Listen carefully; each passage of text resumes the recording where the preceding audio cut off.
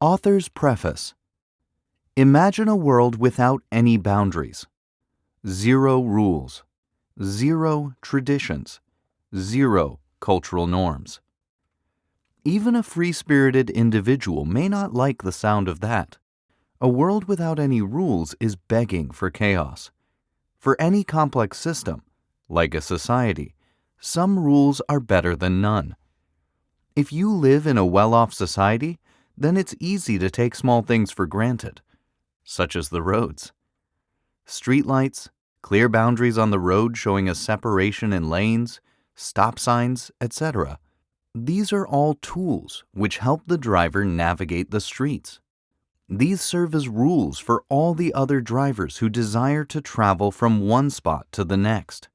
When the light is green, go. When the light is red, stop. Sure, every now and then some drivers don't abide by these rules, but every now and then is better than always. Now imagine a society that's not that well off. They too have the streetlights, clear boundaries on the road showing a separation in lanes and stop signs. However, most of the drivers don't follow the rules. They drive past the red light whenever they feel like it. There are tons of cars that drive in the middle of two lanes, causing traffic jams. Plus, stopping at a stop sign is a laughable concept. You may think I'm joking, however, many countries around the world have roads that are the utmost chaos.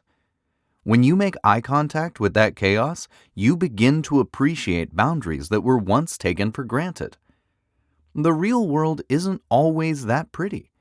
It would be a utopian world where there are boundaries for everything, clear black and white ways of doing things. Yet, that's not the case. This is the reason for injustices, someone getting the short end of the stick, betrayal, and much more. But a lack of boundaries doesn't always have to be terrifying.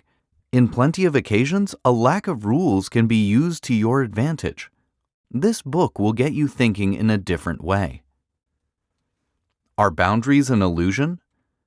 After I graduated from college, I got a job in Sterling, Virginia.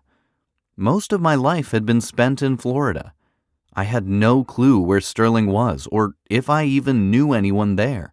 I was starting over.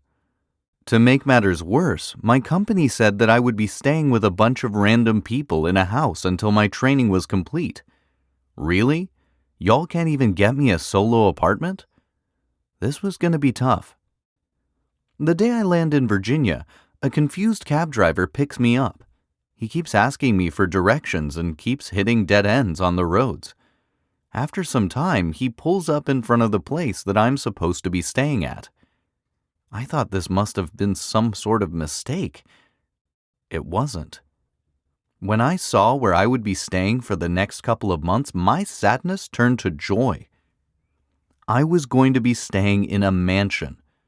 Sterling, Virginia is one of the wealthiest spots in the United States. It took some time for me to get comfortable with the roommates who had already built a friendship before me entering that day. Luckily, I was able to get closer with them as time passed on by. The house had a dog named McDice, a beautiful German shepherd that was friendly and always down to play. McDice was a part of the family in that household.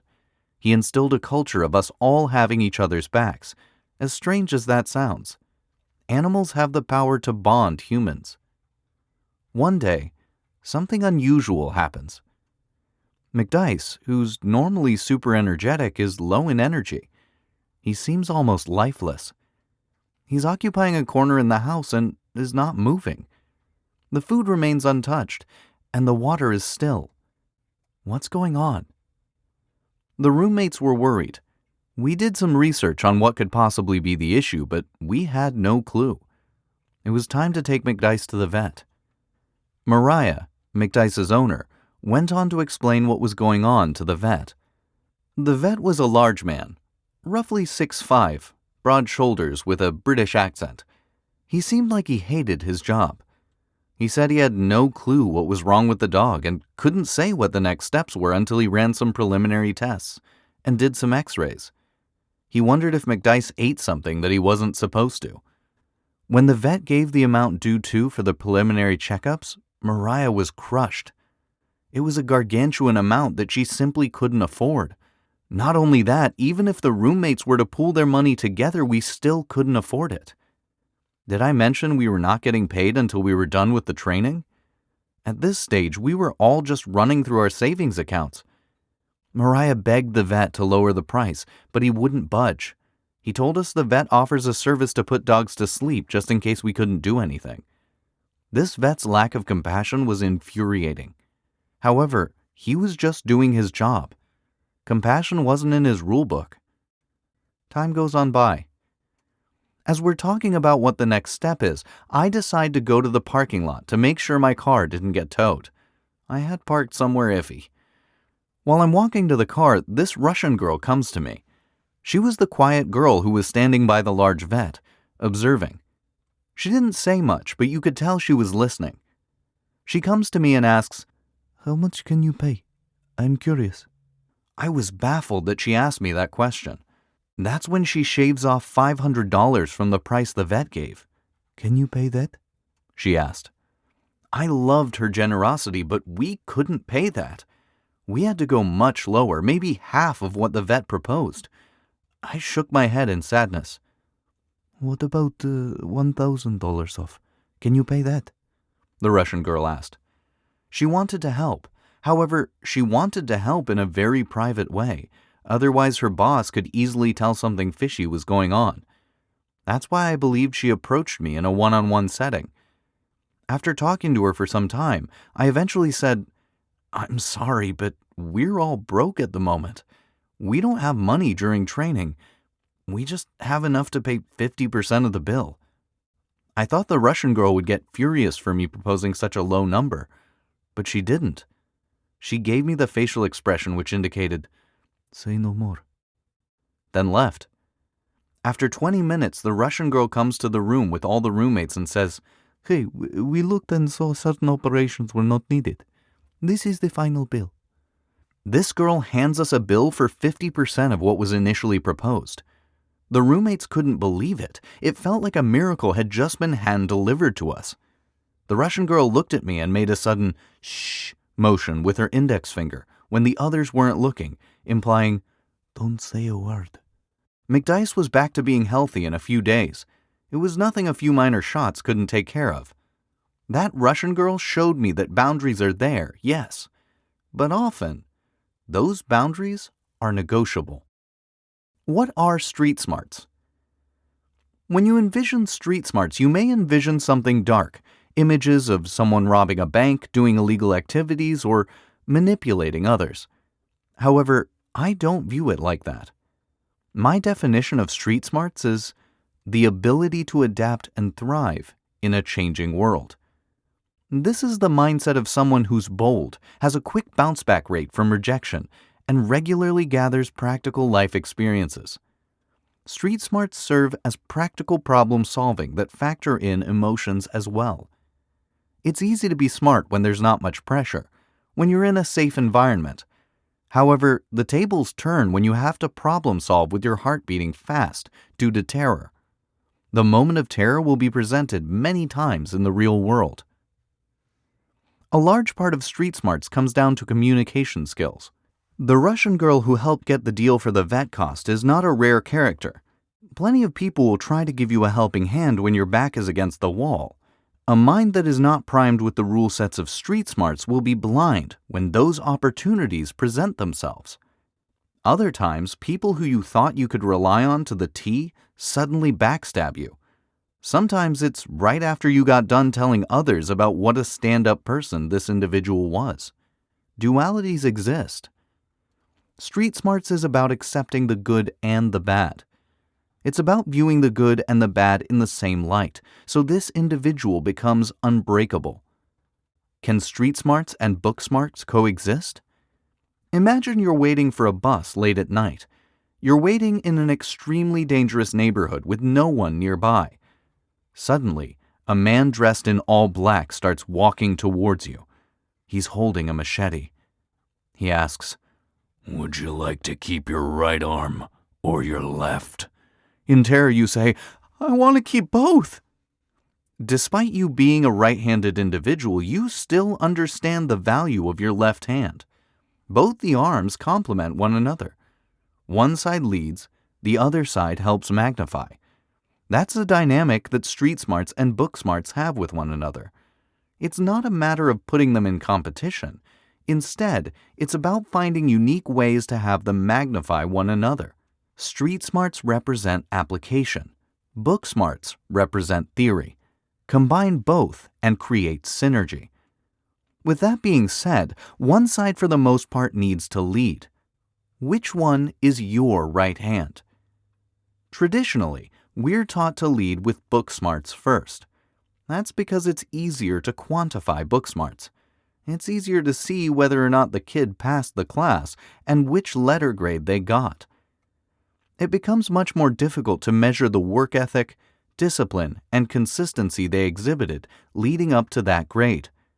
Remember, street smarts are built through the lack of boundaries, while book smarts are built by operating within boundaries.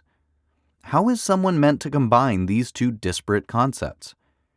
Lead with one and fill in the gaps in understanding with the other. Lead with street smarts and fill in the gaps in understanding with book smarts. This creates a well-educated doer, rather than a savage who hasn't read a book in ages or the know-it-all with zero skin in the game. Having skin in the game requires street smarts leading the way. It's a game of doing, applying, and taking purposeful actions centered around a vision. With targeted acts, it becomes much easier to find content that fits your life purpose, rather than just asking for random book suggestions for the sake of feeling smart. Book smarts and street smarts can absolutely coexist. It's just about determining which one you want leading your life. How this book works. This book is a collection of my insights from the world of street smarts. You'll learn practical concepts regarding public speaking, social skills, emotional intelligence, creativity, storytelling, and level-up mindset. These soft skills give you a deeper understanding of how to deal with the intricacies of human nature. Each of the stories and essays are unrelated with one another, so you can pick and choose whichever content you'd like to consume without the fear of missing something from a prior chapter.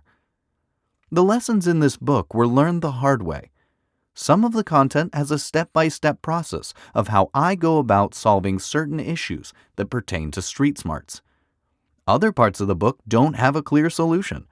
This leaves the reader to assign their own meaning and get a stronger grasp of what they believed the moral was. Most of the stories in this book are under 1,000 words, which makes it a short story if we're being technical. I believe tiny tales are a weapon when it comes to learning, because it fires a machine gun of ideas into the mind of the reader, which will make it stick. Building your street smarts. A concept which is important in street smarts is resonation. This is the art of meeting someone in a similar vibrational frequency. I share the stories in this book from my first-hand perspective, so rather than being given a lecture in the formal setting of PowerPoints, you can get a bird's-eye view of someone else building their street smarts. The journey of informal education never ends. It's only a journey that gets better with time. To put into words what has no boundaries is a difficult task. It takes some time to get out of the school mindset of thinking X, Y, and Z will give me X, Y, and Z. In the real world, X, Y, and Z can give you 1, 5, and zebra. The world is unpredictable. There's pain and there's joy. There are ups and there are downs. There's cowardice and there's bravery. The nuances and the dynamics of these differences are what allows the human mind to extract meaning. Building street smarts is learned the hard way. Where the masses mainly learn in a formal sense, the street smarts individual learns in a dynamic sense. Being inflexible sounds great until you have your first encounter with the world being flexible. Unlike roads, life doesn't always have the street lights, clear boundaries showing lanes, and the stop signs. Plenty of lessons are up for interpretation. So let these 101 short stories, essays, and insights help you think in a different way. Most of our lives we led with book smarts. Now it's a new philosophy of leading with street smarts and sprinkling in books along the way. This leads for a memorable journey and a holistic experience in the roads of life. Armani Talks.